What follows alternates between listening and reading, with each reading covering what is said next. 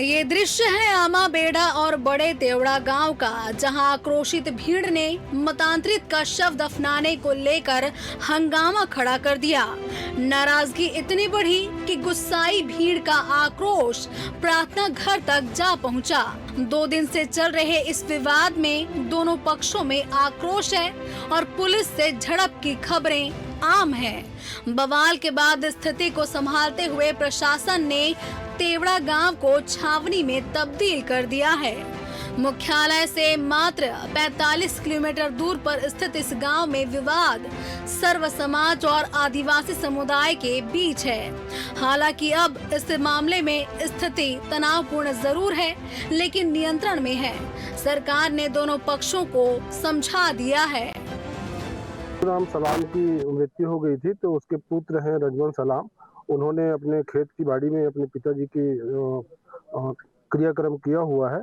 लोगों का ये कहना है कि रजवन सलाम ने ईसाई धर्म स्वीकार कर लिया है, जबकि उसके पिता चमरा राम ने हिंदू धर्म ही अपनाया हुआ था। उसकी जो है ईसाई रीति रिवाज से कफन दफन किया है, जिसका हिंदू संगठनों ने विरोध किया है और उसी के लेके पूरे जिले भर के लोग एकत्रित हो गए हैं। उधर के पक्ष भी एकत्रित हो गए थे। दोनों पक्षों के बीच में झूमा झटकी हो गई थी। अभी तक तो 8 ग्रामीण को चोट आने की सूचना मुझे मिली हुई है। समझाने का प्रयास कर रहे हैं। मुझे उम्मीद है आज का सही पदक्षेप होगा। थाना आमाबेड़ा क्षेत्र अंतर्गत ग्राम बड़े तेवड़ा में शव को दफनाने को लेकर 2 पक्षों में विवाद हुआ था। इसमें आपस में दोनों में झड़प हुई। इस बीच मामूली चोटें कुछ लोगों को आई है और इसमें पुलिस वाले ने बचाव किया है और अभी स्थिति को नियंत्रण में लिया है। अपने प्रशासनिक अधिकारी यहाँ पे मौजूद हैं और वो चर्चा कर रहे हैं ग्रामीणों से और उसके पश्चात विधिवत कार्रवाई की जाएगी। अब इस मामले में राजनीति गरमाई हुई है। कांग्रेस को बैठे बिठाए एक मुद्दा मिल गया है और कांग्रेस का सीधा आरोप सरकार पर है कि सरकार कानून व्यवस्था नहीं संभाल पा रही और अल्पसंख्यक वर्ग को निशाने पर लिया जा रहा है। शासन और प्रशासन को तत्काल संज्ञान में लेकर जहां वहां तनावपूर्ण माहौल है, उन्हें नियंत्रण करना चाहिए। ये सरकार बड़े बड़े दावे पिछले 2 साल से करते आ रही है। धर्मांतरण सिर्फ इनके लिए वोट बैंक की राजनीतिक है और छत्तीसगढ़ के माहौल को खराब करना चाहती है, ताकि आपस में धर्मांतरण पे लोग लड़ते रहे। सरकार सिर्फ अपने मुद्दों से, असली मुद्दों से भटकाने के लिए इस तरह से सरकार का एक सोची समझी साजिश है। इधर आरोप के बावजूद सरकार मामले को शांत करने में जुटी हुई है, लेकिन धर्मांतरण को लेकर सरकार का अपना पक्ष है। मतांतरण को लेकर समाज में नाराजगी को लेकर बीजेपी का अपना धर्मांतरण विरोधी पक्ष जारी है। समाज में बहुत बड़े तबके में इस बात से बड़ी नाराजगी है कि भ्रमित करके प्रलोभन से और विभिन्न माध्यमों से धर्मांतरण करा लिया जाता है। और धर्मांतरण में होता क्या है कि जो व्यक्ति जहाँ का है वो अचानक वहाँ से अलग का व्यक्ति हो जाता है, अलग परिवेश का हो जाता है। उसके कांकेर जिले के आमाबेड़ा के समीप बड़े तेवड़ा गांव में भी हुआ है। वहाँ पर भी जो घटना हुई है वो चिंतनीय है। वर्तमान में पूरी स्थिति नियंत्रण में है और बड़ी संघर्ष की स्थिति थी। समाज में बड़ा आक्रोश भी दिखा है। फिलहाल धर्मांतरण और मतांतरण के विरोध की आग एक बार फिर कांकेर में देखने को मिली है, जिससे पता चलता है कि धर्मांतरण के खिलाफ गांव में क्या आक्रोश है। लेकिन यह आक्रोश सरकार के लिए ही मुसीबत साबित हो रहा है और सरकार को इस आक्रोश को संभालना नई चुनौती बना हुआ है। Bureau report, TV 24 news, Raipur.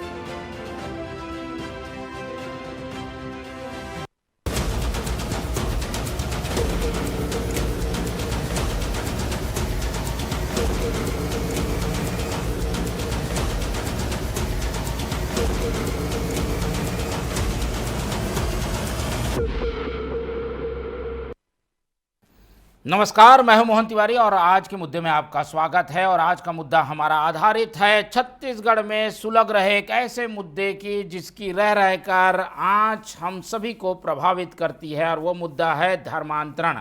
धर्मांतरण जोर जबरदस्ती से किसी प्रलोभन से ना हो, ये सभी चाहते हैं, लेकिन धर्मांतरण के बाद उसका जो साइड इफेक्ट है वो कुछ इस तरीके से दिखाई दे रहा है, खास तौर पर आदिवासी इलाकों में, कि वर्ग दो वर्गों में बंट गया है, समाज दो वर्गों में बंट गया है। और ऐसे में एक वर्ग दूसरे वर्ग का जब विरोध कर रहा है तो ये तनाव हम सब के लिए तनाव का कारण बना हुआ है। इसी पर चर्चा करेंगे कि आखिर क्या वजह है कि मतांतरण की ये चिंगारी सबको परेशान किए हुए है और इसका हल क्या है।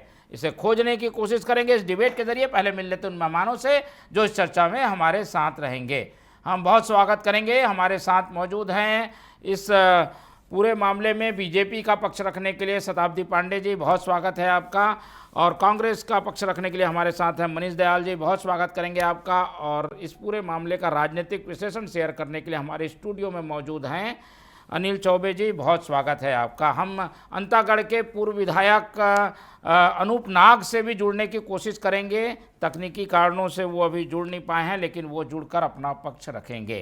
तो तीनों मेहमान हमारे साथ हैं और जैसा कि हमने बताया कि ये विषय काफ़ी गंभीर है और ये वो साइड इफ़ेक्ट है जो कि शुरू में, यानी जब धर्मांतरण हो रहा था, धर्मांतरण के लिए परिस्थितियां बनी हुई थी, तब दिखाई नहीं दिया था, लेकिन एक अरसे बाद, यानी जो व्यक्ति धर्म परिवर्तन कर चुका है उसकी मौत होती है, उसे दफनाने को लेकर विवाद होता है और विवाद इतना बढ़ जाता है कि समाज दो वर्गों में दिखाई देता है। पुलिस के लिए बड़ी चुनौती कि शांति व्यवस्था बनाई जाए। सबसे पहले रुख हम शताब्दी जी का ही करते हैं और उनसे समझने की कोशिश करते हैं कि ये जो भी हो रहा है घटनाक्रम, इसमें जवाबदेही सरकार की बनती है क्योंकि वो संभाले पूरे मामले को, ये सभी चाहते हैं। अभी क्या स्थिति है, आप लोगों का क्या पक्ष है, सरकार का क्या पक्ष है? ओपनिंग कमेंट्स आपके क्या हैं? नमस्कार सभी को। देखिए, ये धर्मांतरण को बहुत हमको बृहद दृष्टिकोण से देखना चाहिए और जब हम इस पर दृष्टिपात करते हैं तो ये मात्र धर्मांतरण नहीं है, ये मतांतरण ही नहीं है, यह राष्ट्रांतरण भी है। एक प्रकार से राष्ट्र के प्रति जिनमें समर्पण नहीं है वे ही जिस धर्म का पालन उनको करना चाहिए उसको छोड़कर विधर्म को स्वीकार करते हैं। और जब वो स्वीकार करते हैं, स्वेच्छा से करते हैं, उनको कानूनी तरीके से लीगल वे में करना चाहिए, लुक छिप कर क्यों करते हैं। वहीं दूसरी ओर हमारे देश में धर्मांतरण को लेकर या कहें कि धर्म स्वतंत्रता को लेकर भी कानून है और धर्म स्वतंत्रता का कानून ये कहता है कि आपको ठीक है धर्म मानने का अधिकार है, लेकिन लालच में आकर या लालच देकर या सामूहिक तौर पर या शिक्षा, स्वास्थ्य, इलाज, इन सब के लालच में धर्मांतरण, ये सब अपराध की कैटेगरी में आते हैं। तो ये तो हुई कानून की बात। वहीं दूसरी ओर हम देख रहे हैं कि कांकेर में ये जो मामला हुआ है, अगर इस पर दृष्टिपात करें तो हम देखते हैं कि ये एक जन आंदोलन का स्वरूप बनता जा रहा है, क्योंकि छत्तीसगढ़ के जो आदिवासी मूलतः वो ये चाहते हैं कि उनकी जो मूल संस्कृति है, उनकी जो रूढ़ी परंपराएं हैं, उनके जो संस्कृति संस्कार है, उस पर कुठाराघात न हो और इस वजह से ये स्थिति बन रही है। लेकिन आज हम देख रहे हैं कि वहां पर कानून ने बहुत अच्छे तरीके से इस विभत्स रूप ले चुकी घटना को संभाल लिया, क्योंकि अचानक जो गांव है तेवड़ा गांव, बड़े तेवड़ा गांव, उसके बाहर से लोग आते हैं और हथियार लेकर आते हैं और गांव वासियों पर आक्रमण करते हैं। तो इस प्रकार की जो स्थिति वहां पर हुई और जो हताहत हुए लोग एडमिट हैं, तो इस प्रकार की स्थिति को देखते हुए तुरंत कानून ने कानूनी व्यवस्था वहां पर की और छावनी की स्थिति बन गई आज वहां पर और पूरी तरीके से अभी स्थिति कंट्रोल में है। लेकिन ये नहीं होना चाहिए, ये बहुत दुर्भाग्यपूर्ण स्थिति। और मैं यहाँ पर ये कहूंगी कि कांग्रेस की सरकार में जिन लोगों को प्रश्रय दिया गया, जिस प्रकार से खुलेआम धर्मांतरण करने वालों को सपोर्ट किया गया था, आज ये उन्हीं की हिम्मत है, ये वही है जो एक शांत छत्तीसगढ़ को अशांत करने की कोशिश कर रहे हैं। विभिन्न प्रकार से कांग्रेस के सपोर्ट में ये ईसाई मिशनरीज के लोग इस प्रकार से हम देख रहे हैं कि राज्य में अलग अलग जगहों पर इस प्रकार का कार्य करने की कोशिश कर रहे हैं। कानून की दृष्टि से अगर हम बात करें तो बहुत अच्छे किया गया है, लेकिन ये जो समस्या है मोहन जी, ये केवल कानून से इसके लिए कि कहीं कहीं स्थानीय जो प्रमुख प्रभावशाली लोग हैं उनको बीच बचाव करके और लोगों को समझाइश देनी पड़ेगी, क्योंकि मतांतरण करने की इच्छा अगर आपकी है तो करिए मतांतरण, लेकिन लीगल वे में करिए। उसके बाद वापस आकर आप आदिवासी जो आपकी संस्कृति है उसको आप खराब ना करें, क्योंकि यदि आप ये कहते हैं कि हमने ईसाई धर्म स्वीकार कर लिया तो जाइए ईसाई मिशनरियों के कब्रिस्तान में यहाँ पे शव का दफन करिए। आप वापस आते हैं और आप आकर के इमोशनली कहते हैं कि मेरी मातृभूमि है, मेरी जन्मभूमि है, मैं यहाँ पर दफनाऊंगा। तो ठीक है, देवगढ़ी को मानिए, वहां के प्रसाद को चढ़ाइए और उसके बाद जो भी पूजा पाठ पद्धति है उसको करके फिर दफनाइए, लेकिन तब आप कहेंगे नहीं मैंने तो ईसाई धर्म स्वीकार कर लिया है। तो ये बात हमारी आदिवासी संस्कृति संस्कार के खिलाफ होने की वजह से वहां के लोगों को स्वीकार्य नहीं है और इस वजह से कानून हाथ में लेते हैं लोग, और ये नहीं होना चाहिए। तो ये बहुत चिंतनीय और दुर्भाग्यपूर्ण स्थिति कांग्रेस की समर्थित ईसाइयों के द्वारा और अन्य लोगों के द्वारा वहां पर स्थापित की गई है, जो गलत है। अपने अपने धर्म को मनाएं, शांति से रहें, दूसरे को शांति से रहने दें और स्वयं शांति से रहें। बेवजह अशांति फैलाकर वातावरण को खराब कर रहे हैं और शांत छत्तीसगढ़ को बिगाड़ने की कोशिश कर रहे हैं, जो नहीं करना चाहिए। चलिए ठीक है, तो ये एक पक्ष है। कांग्रेस क्योंकि इस मामले में सरकार को कानून व्यवस्था के लिए दोषी ठहरा रही है, क्योंकि प्रदेश में रहने वाला कोई भी व्यक्ति है उसकी सुरक्षा भी जिम्मेदारी है, इसलिए कांग्रेस के अपने सवाल हैं। हम कांग्रेस के ओर से पक्ष रखने आए मनीष दयाल जी से समझने की कोशिश करते हैं कि कांग्रेस ऐसे मामलों में क्या पक्ष लेकर चल रही है। मनीष दयाल जी, अभी हमने सुना शताब्दी पांडे जी कह रही हैं कि भाई एक वर्ग में आक्रोश है क्योंकि वो धर्मांतरण करने के बाद भी वापस उसी लोगों के बीच आना चाहते हैं जहां से वो निकले थे, इसलिए थोड़ी ये तनाव जैसी स्थिति थी। फिलहाल स्थिति नियंत्रण में है। मोहन भाई, आप जो डिबेट कर रहे हैं, डिबेट की विषय से हट के बाद शताब्दी पांडे जी ने 5 मिनट का बहुत अच्छा लेक्चर दिया। डिबेट का विषय क्या है, वहां पे घटना क्यों हुई। यदि एक व्यक्ति कोई ईसाई धर्म को मानता है, उसका धर्मांतरण नहीं हुआ है, धर्मांतरण किया हुआ व्यक्ति ईसाई धर्म को मानता है, ये देश का कानून, ये देश का संविधान हर धर्म को उसके तरीके से जो अंतिम क्रिया होती है उसको करने का पूर्णतः अधिकार देता है। यदि किसी व्यक्ति का धर्मांतरण हो रहा हो तो उस पर शताब्दी पांडे जी का बहुत बढ़िया लेक्चर था, सुनने लायक था। लेकिन कोई व्यक्ति मृत हो गया है, वो जिस धर्म को मानता है उस धर्म के अनुसार वो अपनी निज भूमि में अपने शव को गड़ा रहा है, तो मुझे लगता है कि इसमें किसी तरह का विवाद नहीं होना चाहिए। उसको अधिकार है, वो कोई सरकारी जमीन में तो नहीं गाड़ रहा है, वो अपनी ही जमीन पे गाड़ रहा है। इसमें क्या दो वहां पे जाकर गुंडागर्दी करने की आवश्यकता है। तो ये कुछ लोगों द्वारा, जो आरएसएस के लोग हैं, अलग अलग संगठन के लोग हैं, जो जाति धर्म के नाम से इस शांत छत्तीसगढ़ प्रदेश में रंग हो रहे हैं। प्रदेश में जाति का रंग का ईसाई, मुस्लिम, हिंदू, आदिवासी, सतरामी, ये जो अलग अलग तरह का रंग हो रहे हैं, उन लोगों की हरकतें हैं कि वहां जाके विवाद कर रहे हैं। मैं आपसे पूछना चाहता हूं कि जिस व्यक्ति की डेथ हुई है, मृत्यु हुई है, उसकी मृत्यु पे उनको जाकर वहां पे शोक संवेदना देनी चाहिए कि वहां पे उसके अंतिम क्रिया पर सवाल उठाना चाहिए। यदि कोई व्यक्ति खत्म हो गया, मर गया, वो अपनी निज भूमि में शव गाड़ा, तो उसके लिए इतना दंगा फसाद क्यों? और सरकार कानून व्यवस्था कहाँ है? जब वहां पर लाठियां चार्ज हो रही है, लोगों की मारपीट हो रही है, हड़कंप मच रहा है, तब पुलिस प्रशासन आ रहा है। पुलिस प्रशासन को बोला गया है कि जो भी अल्पसंख्यक, जो भी सत्तामी समाज के लोग हैं, जो लोग यहाँ पे कमजोर वर्ग के लोग हैं, उनके तरफ कुछ होता है तो हमेशा आप कार्रवाई लेट करिए, उनको प्रताड़ित करिए। इससे पहले बाबा गुरु घासीदास की प्रतिमा का तोड़ा गया था, कितना आंदोलन हुआ, कितने तोड़फोड़, आज तक पकड़ में नहीं आया है। यदि वही कोई बयान किसी अग्र समाज के बारे में, किसी जो भारतीय जनता पार्टी संबंधित जो लोग हैं, जो उनके चाहते लोग हैं, उस समाज के बारे में कोई बयान दे दे तो उसको तुरंत गिरफ्तार कर लिया जाता है। वो आदिवासी क्षेत्र में क्या हो रहा है, आदिवासी की समस्या वो देख नहीं रहे, उनकी जमीनों को अधिकृत कर रहे हैं, अडानी अंबानी को अवैध वन कटाई करके अडानी अंबानी सौंप रहे, तब उनको आदिवासी की चिंता नहीं सता रही है। यदि एक आदिवासी शांतिपूर्वक अपने परिवार में किसकी डेथ हो गई है, उसको गाड़ा है, उसके लिए इतना हंगामा हो रहा है। इतना होने के बाद आप बोलते हैं कि हमने सब हंगामा रोक दिया। इतनी जो घटना हुई, लोगों जो घायल हुए हैं, जो परिवार जिनके घर मृत व्यक्ति पड़ा हुआ था उसको वापिस शव निकाला गया है, ये सब की जवाबदारी कौन लेगा? सरकार कहाँ है?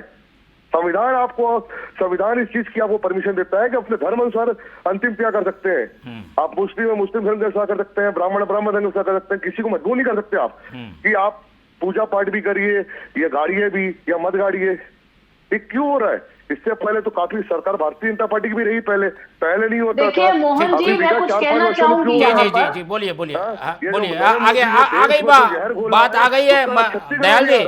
दयाल जी आपकी बात आ गई है, खास तौर पर सुरक्षा को लेकर, धर्म स्थलों की सुरक्षा और वहाँ जो लोग अल्पसंख्यक हैं उनकी सुरक्षा को लेकर। पांडे जी क्या कहना है? शताब्दी जी। मैं ये कहना चाह रही हूँ कि देखिए, भारतीय संविधान जो है वो हमारे आदिवासियों को एक विशेष उनके अपने धर्म और संस्कृति की सुरक्षा के लिए अधिकार देता है। उनके अधिकारों का हनन करने का अधिकार किसी को भी नहीं है।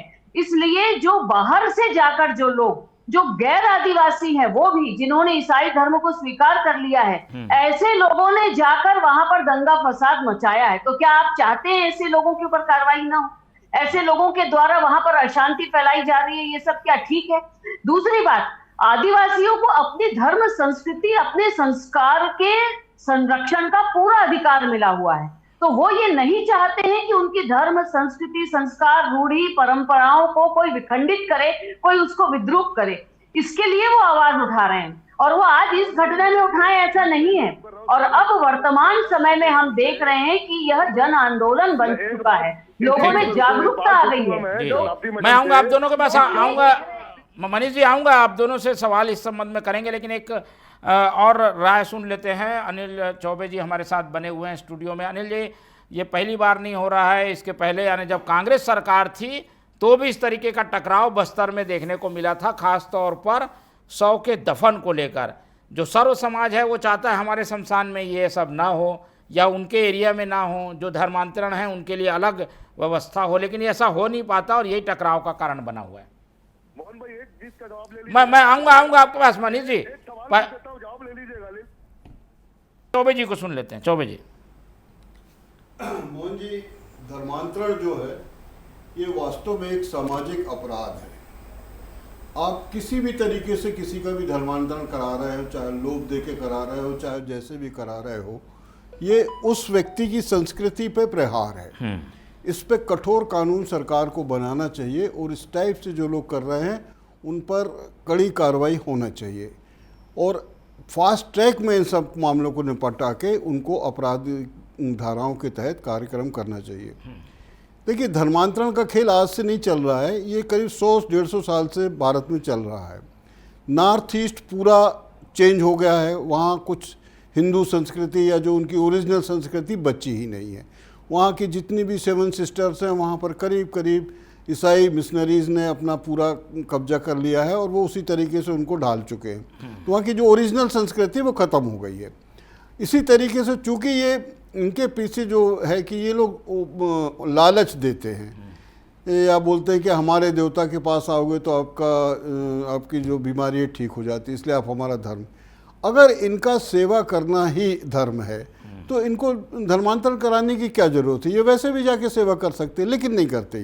ये मुंडियाँ बढ़ाने का खेल जो चल रहा है ये ठीक नहीं है। इस पर सरकार को सख्त कानून बनाना चाहिए कि धर्मांतरण कराने का मतलब उसका डीएनए खत्म कर देना। मतलब वो आदिवासी जो है अब वो आदिवासी रहेगा नहीं, उसकी संस्कृति खत्म हो जाएगी और वो उसका खेल खत्म हो जाएगा जो हजारों सालों से। ये तो उसकी मर्जी है कि वो किस धर्म को माने। अब वो मान रहा है तो उसका ये इस ऐसे वक्त पे जब उसका निधन हो रहा है तो विरोध की क्या आवश्यकता है? क्या इसके पीछे कोई बैकअप तो नहीं है विरोध में? नहीं मोहन भाई, क्या होता है कि कोई मानता नहीं है। ये जो बाहर से आके लोग, आप उसको जरा उससे देखिए नजरिए से कि जो बाहर से आते हैं लोग वो उनको समझाते हैं कि आप हमारे आओगे तो हमारे को ये आपको सारी चीज़ें मिलेंगी, ऐसा होगा, हमारे यीशु ज़्यादा वो हैं, उनका आपके भगवान कमज़ोर हैं। और बेचारे वो आदिवासी लोग जो हैं बहुत भोले भाले होते हैं और वो इधर आ जाते हैं अपने धर्म को छोड़ के। धर्म को छुड़वाना ही अपराध है। मतलब आपको अगर उनकी सेवा करना है तो वैसे ही कर सकते हो आप, लेकिन जो धर्म को मतलब कि आप हमारा धर्म अपनाओगे तो हम आपको ये सब देंगे, ये गलत बात है। ये बिल्कुल कानून के हिसाब से गलत है, संविधान के हिसाब से। इसका जो साइड इफेक्ट पड़ रहा है बाद में, जो विवाद और ये तनातनी हो रही है या फिर टकराव हो रहा है, इसकी क्या वजह देखते हैं आप? भाई उस समय तो चलिए कानून रोकना था, नहीं रोका, पर उसके बाद जब उसने धर्म अपना लिया, ये बाद के साइड इफेक्ट है। देखिए, धर्म अपनाने के बाद अब धीरे धीरे जो है आदिवासी इलाकों में भी जागरूकता फैल रही है। तो जो एक वर्ग है जो अपनी संस्कृति को बचाना चाहता है, क्योंकि सरकार कुछ नहीं कर पा रही तो वो प्रोटेक्ट कर रही, और प्रोटेक्ट करने के बहुत से कारण हैं, उसमें जो उपद्रव भी हो रहा है, लाठीचार्ज भी हो रहा है, मकान भी जलाया जा रहा है। तो ये एक संकेत है कि अगर आप हमारी संस्कृति को नष्ट करोगे तो हम आपको पलट के ऐसा जवाब देंगे। अब सवाल ये है कि धर्मांतरण क्यों कराना जरूरी है? इनको धर्मांतरण कराना नहीं चाहिए, सीधे सीधे जो जिस धर्म में है उसको शांति से उसमें रहने देना चाहिए, लेकिन ये ऐसा करते नहीं हैं। ये इनको ऊपर से गाइडेंस मिलता है, कहते हैं अब इस पर बहुत ज़्यादा विषय पे जाओगे तो पता चलेगा कि जो बाहर की मिशनरीज हैं उनको फंडिंग होती है, उनको टारगेटेड दिए जाते हैं कि इतना इससे काम ये करना है। तो ये इससे क्या हो रहा है कि वैमनस्यता फैल रही है। ठीक है। हमारे यहाँ जो है कि सर्वधर्म को आदर करते, सारी चीज़ें ठीक है, लेकिन आप किसी के धर्म के ये अतिक्रमण है एक्चुअली, लालच देके हो चाहे जैसे भी हो, आप उसके धर्म को आपने। मनीष जी का भी सवाल ले लेते हैं, फिर आखिरी में जवाब शताब्दी जी से लेंगे। मनीष जी, ये कुछ ना कुछ तो कानूनी रूप से गलत भी है कि धर्मांतरण जो हो रहा है, अब ये जो साइड इफेक्ट आ रहे हैं, टकराव हो रहा है, इसे कैसे रोका जाए? दोनों पक्षों की जिम्मेदारी है इसे रोकना। तो देखिए मोहन जी, मैंने सबसे पहले सवाल ही पूछा था कि जो व्यक्ति खत्म हुआ था उसको जबरदस्ती धर्मांतरण किया गया, ये कोई बात प्रूफ नहीं हुई है। ठीक है, वो व्यक्ति पहले धर्मांतरित था। अभी मैं बीच में मथुरा गया था, मथुरा मैंने काफी सारे अंग्रेजों को देखा वहां पे, वो मंदिर में आके उन्होंने हिंदू धर्म कर लिया है। तो क्या जो हिंदू पंडित तो क्रिश्चियनों को जो बाहर से आ रहे हैं उनको हिंदू बना रहे हैं, भगवा रक्ष बना रहे हैं, तो क्या उन पर भी कार्रवाई होनी चाहिए? क्योंकि वो भी तो आ रहे हैं वहां पे, उनको भी लालच दिया जा रहा है कि आप यहाँ आइए, आपको हम जीवन रस दिखाएंगे। मैंने 2-3 अंग्रेजों से बात किया, मैं स्वयं गया था, उन्होंने बोला नहीं हमको अच्छा लग रहा है हिंदू धर्म, हमने हिंदू धर्म ग्रहण कर लिया, हमने वो पहन लिया, भगवा पहन लिया। तो क्या ये बात इन पे भी लागू होगी? नहीं, क्योंकि ये हमारे देश का संविधान है। जिस व्यक्ति को जो धर्म पसंद है, यदि वो 18 साल से ऊपर का है तो अपनी स्वेच्छा से वो धर्म को ग्रहण कर सकता है। यदि किसी को सतनाम धर्म के प्रति लगाव है, किसी को मुस्लिम धर्म के प्रति लगाव है, किसी को क्रिश्चियनिटी पे लगाव है, तो धर्म ग्रहण कर सकता है। हाँ, यदि उसको बंदूक की नोक पे जबरदस्ती दबाव डालकर धर्म का परिवर्तन कराया जाता है, चाहे वो हिंदू से ईसाई बने या ईसाई से हिंदू बने या अलग धर्म में जाए, तो निश्चित रूप से इसके लिए कानून बना हुआ देश में, उस पर कार्रवाई होनी चाहिए। लेकिन कोई स्वेच्छा से कहीं जा रहा है तो उससे मुझे नहीं लगता कि किसी और को प्रॉब्लम होती है, होनी चाहिए। यदि किसी को हो रही है तो निश्चित रूप से कहीं ना कहीं वो जातिवाद का रंग उस जगह में घोलना चाह रहा है। आदिवासियों की बात भारतीय जनता पार्टी के लोग कर रहे हैं। आदिवासियों को अभी उन्होंने हिंदू धर्म में माना ही नहीं है, उनको शुरू से अलग रखा है। जहाँ सम्मान की बात आती है तो आदिवासियों को अलग किया जाता है, उनको अछूत माना जाता है। कभी भी आदिवासियों को उनको अलग रखा है। आप पूछे ना सामान्य, नहीं ऐसा नहीं है, हिंदू धर्म में ही है वो भी। ठीक है, ऐसा गलत बात यहाँ से नहीं बोली, बिल्कुल अलग बोल रहे हैं। हिंदू धर्म से अलग है। आप ज्यादा डिटेल में जाइए, आप पढ़िए।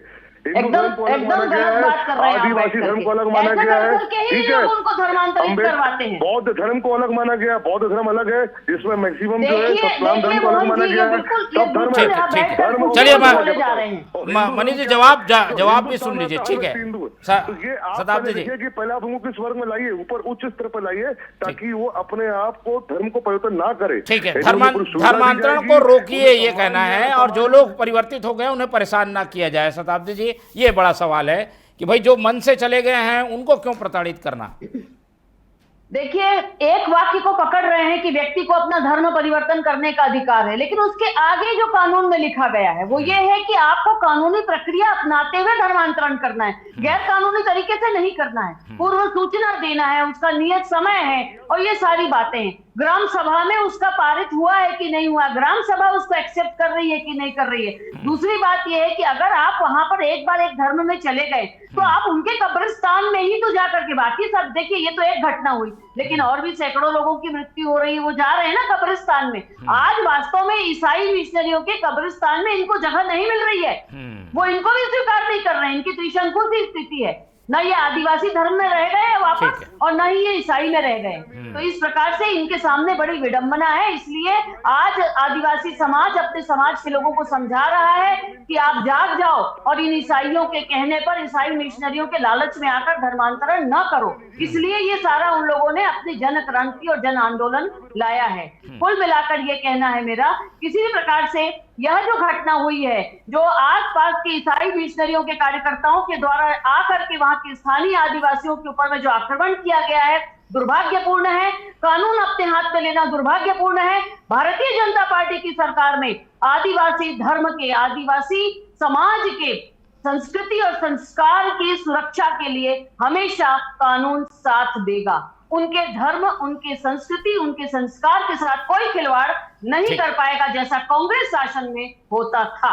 बस इतना ही मेरा कहना है। ठीक है, फाइनल कमेंट ले लेते हैं। चौबे जी कुछ बोलना चाह रहे थे। चिंता है तो पैसा कानून का क्यों उल्लंघन कर रहे हैं?